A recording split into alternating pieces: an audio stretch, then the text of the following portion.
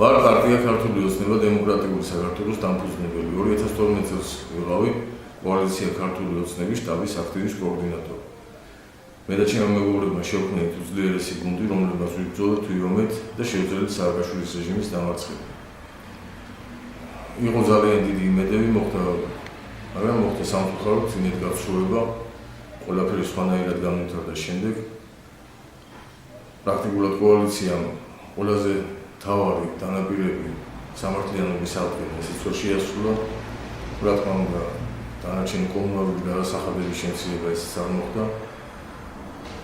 თვითონ პარტიაში მდგომარეობა არის საკმაოდ ჩემთვის მიუღებელი, იმიტომ რომ ის ადამიანები, რომლებიც 2012 წელს სახლიდან გარეთ არ გამოდიოდნენ და ცხოვრობდნენ თავისი ცხოვრებით, მეგობრობდნენ ნაციონალური მოძრაობის აქტივისტებთან და მათი მხარდამჭერები იყვნენ, დღეს შტაბი ფაქტიურად სავსე არის ამ ადამიანებით.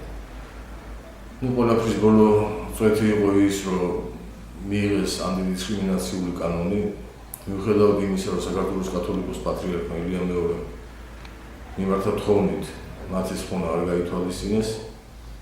ყველაფერმა ამან მიმიყვანა იმ დასკვნამდე, რომ ჩემი ადგილი კოალიცია ქართულ ოცნებაში არც პარტიაში არ არის. ამიტომ დავტოვე ამ პარტიის რიგები, გამოვედი პარტიიდან და შევუერთდი იმ პატრიოტ ჩანსახ ძალას, რომელსაც ქვია საქართველოს პატრიოტთა ალიანსი.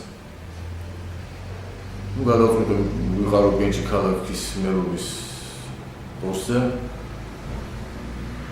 ჩემი მერობის შემთხვევაში პირველ რიგში დასასპირდებით ელავებს, რომ თელავს დაუბრუნებ ძველ ღირსებას. დანარჩენი დანაპირებს უკვე კონკრეტულად პროგრამას როდესაც წარმოვადგენთ, მაშინ